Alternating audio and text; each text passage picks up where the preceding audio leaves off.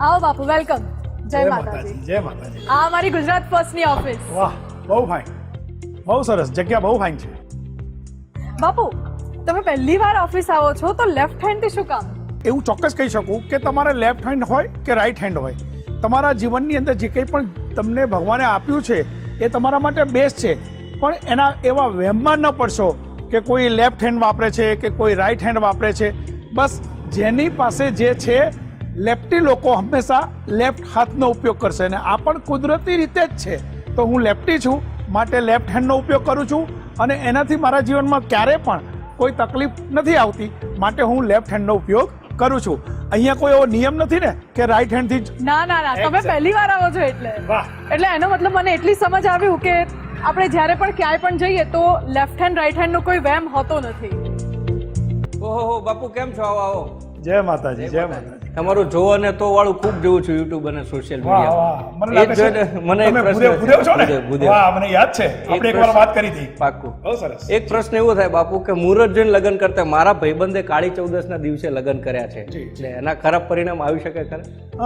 તમને નથી લાગતું કે સબ દિન ગોપાલ કે જીવનની અંદર જે કંઈ પણ બનાવ્યું છે ભગવાને બનાવ્યું છે, જે કંઈ પણ થઈ રહ્યું છે ભગવાનના આશીર્વાદથી જ થઈ રહ્યું છે.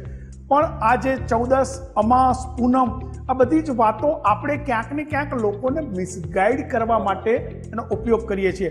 બસ તમે તમારા પોતાનામાં શ્રદ્ધા રાખો, તમે તમારા પોતાનામાં વિશ્વાસ રાખો, તો જીવનમાં કોઈ પણ પ્રકારનો પ્રોબ્લેમ આવશે નહીં. પણ તમે પોતે જ મનથી ઢીલા પડી જાઓ છો અને મારા જેવો આવીને તમને મિસગાઈડ કરે છે, એટલે કેટલીક સમસ્યાઓ ઊભી થાય છે. તો આજથી નક્કી કરો કે જીવનમાં જે કંઈ પણ થઈ રહ્યું છે એ હંમેશા ભગવાનના આશીર્વાદથી જ થાય છે, અને તમારું હંમેશા સારું થવાનું છે. એક્ઝેક્ટ. અંધશ્રદ્ધામાં ક્યારેય ન પડવું. તમે તમારામાં વિશ્વાસ રાખશો તો સારું થશે જ. ઓકે, આભાર બાપુ. Thank you, thank you, thank you મહારાજ.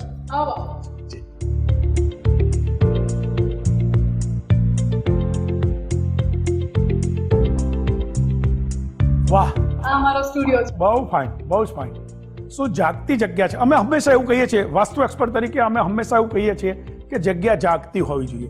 જાગતી હોવી જોઈએ એનો મતલબ એ નથી કે તમને આમાં કંઈક નવું લાગે, જુદું લાગે, પણ અહીંયા કામ કરનાર વ્યક્તિને જ્યારે કંટાળો નથી આવતો, અહીંયા કામ કરનાર વ્યક્તિને જ્યારે એમ થાય છે કે હું સતત કામ કર્યા કરું અને દુનિયાને લોકોને સારું આપતો જાઉં, તો એટલું યાદ રાખજો કે આ જાગતી જગ્યા હોય તો જ થાય.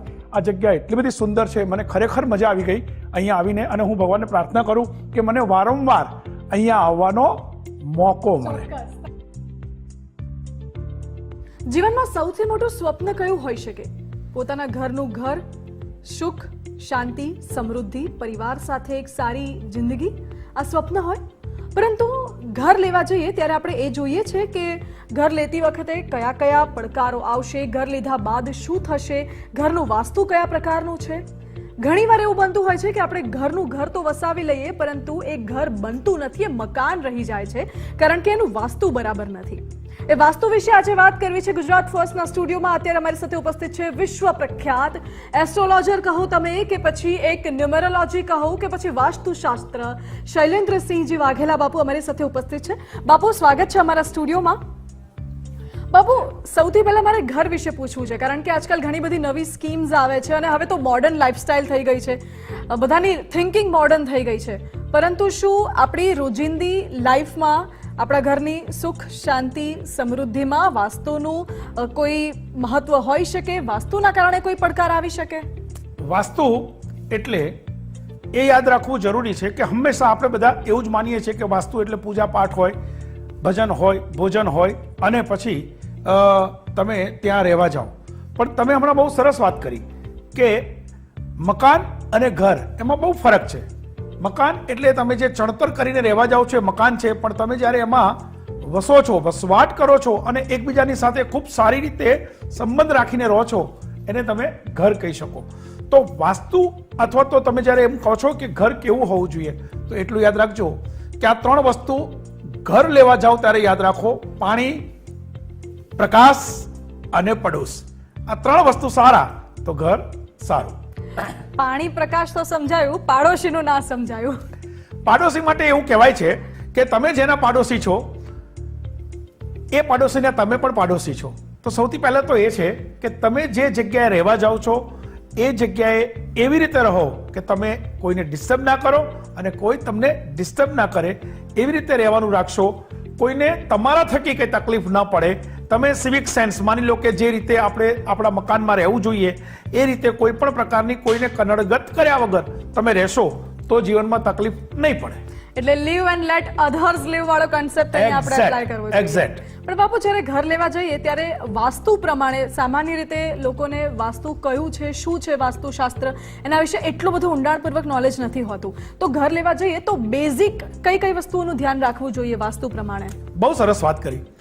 તમે જ્યારે ઘર લેવા જાઓ છો ત્યારે તમારા સબકોન્શિયસ માઇન્ડમાં ક્યાંક તો એવું છે જ, કારણ કે અત્યારે શું થાય છે, સોશિયલ મીડિયા થ્રુ આપણે ઘણા બધા વિડીયો જોતા હોઈએ છીએ અને સોશિયલ મીડિયામાં દરેક અલગ અલગ વ્યક્તિ પોતપોતાના વિચારો પ્રમાણે, પોતપોતાના એજ્યુકેશન પ્રમાણે, પોતપોતાના સંસ્કારો પ્રમાણે તમને ગાઈડ કરવાનો પ્રયત્ન કરે છે. એવું પણ બને કે બધા જ સાચા છે એવું નથી. તો તમે એટલું યાદ રાખો કે તમારે જ્યારે ક્યારેય પણ મકાન લેવા જાઓ છો તો કોઈ પણ પ્રકારની એવી અંધશ્રદ્ધામાં ન પડશો. તમને ગમે એ મકાન લેજો. ઘણી બધી વખત એવું થાય છે કે ઘણા લોકો એવું કહે છે કે ભાઈ આ દિશાનું ન હોવું જોઈએ, આ દિશામાં જ હોવું જોઈએ. તો તમારા ભાગ્યમાં છે એ જ તમને મળે છે. એની સાથે સાથે જ્યારે તમે ફર્નિચર બનાવો છો ત્યારે વાસ્તુ બેલેન્સ કરી શકાય. બસ એટલું યાદ રાખવું જરૂરી છે કે તમે જ્યારે પણ ફર્નિચર બનાવો છો ત્યારે સાઉથમાં અને વેસ્ટમાં વજન આવે, નોર્થમાં અને ઈસ્ટમાં ઓછું વજન આવે એવું કરશો તો તમારું મકાન આપોઆપ વાસ્તુ બેલેન્સ થઈ જશે. અચ્છા, એટલે અગર આપણે કોઈ ઘરમાં ફોર એક્ઝામ્પલ એન્ટર થતા હોઈએ તો મારે બેઝિક એ સમજવું છે કે લેફ્ટ સાઈડ મંદિર હોવું જોઈએ, રાઈટ સાઈડ કિચન અને આ સાઈડ ટોયલેટ, કે પછી એ સિચ્યુએશન કયા પ્રકારની હોવી જોઈએ આઈડિયલી વાસ્તુ પ્રમાણે? તમે જે પ્રશ્ન પૂછ્યો લેફ્ટ સાઈડ, રાઈટ સાઈડ, એને આપણે દિશાની વાત કરીશું. હા. તો મકાન તમે કેવી રીતે લો છો, કયા ફેસિંગમાં લો છો? તમે પૂર્વ દિશા, તમે જ્યારે જાઓ છો ત્યારે પૂર્વ દિશા છે, બહાર નીકળો છો એટલે પશ્ચિમ છે, તમે જાઓ છો એટલે નોર્થ છે. એટલે તમારું મકાન કઈ બાજુ, કઈ દિશામાં ને કેવી રીતે છે એ એક જનરલ વાત આપણે અત્યારે કરી શકીએ કે સૌથી પહેલાં તો એ છે કે તમે જ્યારે મકાન લેવા જાઓ છો ત્યારે એ જોવું બહુ જરૂરી છે કે તમારા મકાનનો જે મુખ્ય દરવાજો છે, તમારા મકાનનો જે મુખ્ય દરવાજો છે એ બીજા બધા જ દરવાજા કરતાં મોટો હોવો જોઈએ. તમારા દરવાજો જે મોટો હશે એની સાથે સાથે તમારા ઘરમાં બેકી સંખ્યામાં બારી બારણા હોવા જોઈએ. જો આટલો નિયમ ખાલી યાદ રાખશો ને તો હું એવું માનું છું કે ઘણી બધી જગ્યાએ વાસ્તુ ઇમ્બેલેન્સ થતું હશે તો આપોઆપ વાસ્તુ બેલેન્સ થઈ જશે. ઓકે, અગર વાસ્તુ ઘણા એવા ઘર હોય છે આજકાલ મોડર્ન લાઈફસ્ટાઈલમાં કે અગર વાસ્તુ પ્રમાણે ના પણ હોય અને તેની અસર સામાન્ય રીતે માણસના મગજ પર, ઘરની શાંતિ પર જોવા મળતી હોય છે તો શું કરી શકાય? પહેલા તો એ છે કે મનમાંથી વેમ કાઢી નાખો. કોઈ મારા જેવો આવીને એમ કે તમને આવીને કે ભાઈ તમારું વાસ્તુ ઇમ્બેલેન્સ છે કે ક્યાંક ને ક્યાંક વાસ્તુ પ્રમાણે તમારું ઘર નથી, એટલે તમારા મનની અંદર સબકોન્શિયસ માઇન્ડમાં એવી વાત આવી જાય છે કે હવે તો આવી બન્યું, હવે તો તકલીફોના પાર નહીં રહે. તો પહેલા મનમાંથી એ કાઢી નાખો, કારણ કે તમારા ભાગ્યમાં જે છે, તમારા ભાગ્યમાં છે એ જ ભગવાને આપ્યું છે, એટલે એ ચિંતા રહેવા દો. પણ હવે માની લો કે તમારા મનમાં એમ થાય છે કે ભાઈ આમાં ક્યાંક કંઈક એવું છે, તો જનરલ એવી વસ્તુ છે કે તમે તમારા ઘરમાં મીઠાના પાણીના પોતા કરો. એ સિવાય તમારું જે ટોયલેટ બાથરૂમ છે એ જગ્યાએ મીઠું મૂકો. તમારે ત્યાં પૂજા છે, પૂજામાં સ્વચ્છતા રાખો. તમારું જે રસોડું છે ત્યાં સ્વચ્છતા રાખો તો આપોઆપ તમારા ઘરનું વાસ્તુ બેલેન્સ થઈ જશે. ઓકે, એટલે એના માટે કોઈ સ્પેશિયલ પૂજા કરવાની કોઈ જરૂર નથી, કોઈ જરૂર નથી, કોઈ ખર્ચો કરવાની જરૂર નથી, કોઈ એવી વ્યક્તિ પાસે જવાની જરૂર નથી કે જે પોતે દુઃખી હોય અને તમને સુખી કરે. એવા કોઈ વહેમમાં પડવાની જરૂર નથી. તમારી જાતે જ તમે નક્કી કરો કે આ જ જગ્યા મને શુભ ફળ આપશે, પણ એની સાથે સાથે આ મકાન ખૂબ સારી રીતે રહેવાય એવું મારે કરવું છે. તો આટલા પ્રયોગો કરશો તો તમે સારી રીતે રહી શકશો. બાબુ, મને એક સવાલ થાય કે ઘણા બધા ઘર એવા હોય છે, ઘણા બધા લોકો એવા હોય છે કે વાસ્તુ લોકો આવીને એમ કહી જાય કે તમારા ઘરમાં તો વાસ્તુ ઇમ્બેલેન્સ છે, આ દોષ છે, આ દોષ છે, આ દિશામાં તમે આરીસો રાખો, આ દિશામાં તમે ઘોડાના ફોટો રાખો, આ દિશામાં તમે આવો ફોટો રાખો તો આમ બધું થશે. તો આને તમે કેવી રીતે જુઓ છો?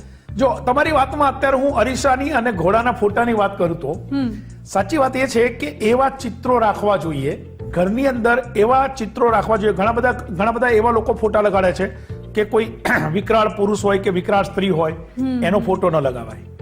તમે તમારા ઘરની અંદર વિકરાળ જંગલી પ્રાણીના ફોટા ન લગાડી શકો. તમારે ઘરમાં ફોટો જ લગાડવો છે, 7 ઘોડાનો ફોટો લગાડવો છે અથવા તો ઘોડાનો ફોટો લગાડવો છે, તો ઘોડો તમારા ઘરની બહાર જતો હોય એવો જો ફોટો લગાડશો તો તમને તમારા ઘરમાં વાસ્તુ દોષ નહીં લાગે.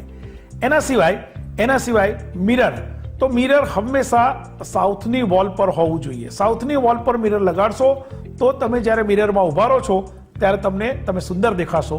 માટે મિરર પણ સાઉથની વોલ પર હોવું જોઈએ. ઓકે, મિરર ને સુંદરતાને લેવા દેવા છે, મને આજે ખબર પડી. Thank you. 100% મિરરને અને સુંદરતાને લેવા દેવા છે, કારણ કે 90% લોકો જ્યારે મિરરની સામે ઉભા રહે છે, બેટા તમે બહુ જ બ્યુટીફુલ છો. તમે પણ જ્યારે અત્યારે તૈયાર થઈને આવ્યા હશો તો સ્વાભાવિક છે કે મિરરમાં જોઈને થયા હશો. તો મિરર હંમેશા આપણા માટે એવું સ્થાન છે કે ત્યાં ગયા પછી આપણને એવું લાગે છે કે આજે હું કેવી દેખાતી હઈશ કે કેવો દેખાતો હઈશ. તો મિરર જ્યારે સાઉથમાં હશે તો તમે એમાં સુંદર દેખાશો. દીકરા દીકરીના લગ્ન હોય, અભ્યાસ, નોકરી કે બિઝનેસ હોય, 30 વર્ષના અનુભવી જ્યોતિષ શાસ્ત્રી શ્રી શૈલેન્દ્રસિંહજી વાઘેલા બાપુ પાસેથી તમામ પ્રશ્નોના સચોટ સમાધાન મેળવો. મહેનતનું ફળ મેળવવા પાછળ ગ્રહો તેમજ કુંડળી ખૂબ જ મહત્વપૂર્ણ ભાગ ભજવી શકે છે. 30 વર્ષના અનુભવી એસ્ટ્રોલોજર શ્રી શૈલેન્દ્રસિંહજી વાઘેલા બાપુનો સંપર્ક કરીને સચોટ માર્ગદર્શન મેળવો. બાપુ કહે છે, ના પૂજા, ના વિધિ, ના મંત્ર, ના તંત્ર, ના સોરો, ના સ્ટ્રેસ, ના નડતર, ના જડતર. You can solve all your problems by yourself. વિશ્વ વિખ્યાત એસ્ટ્રોલોજર શ્રી શૈલેન્દ્રસિંહજી વાઘેલા બાપુનો આજે જ સંપર્ક કરો. ગ્રહો નડે છે તો હવે પૂજા વિધિના ખર્ચ કર્યા વગર જ સચોટ ઉપાય મેળવો. આજે જ વિશ્વ વિખ્યાત એસ્ટ્રોલોજર શ્રી શૈલેન્દ્રસિંહજી વાઘેલા બાપુનો સંપર્ક કરો. 54 દેશોમાં જ્યોતિષ વિદ્યા દ્વારા આપણા દેશની સંસ્કૃતિ ફેલાવનાર શ્રી શૈલેન્દ્રસિંહજી વાઘેલા બાપુનો સંપર્ક કરી તમને મૂંઝવતા પ્રશ્નોનું નિરાકરણ મેળવો.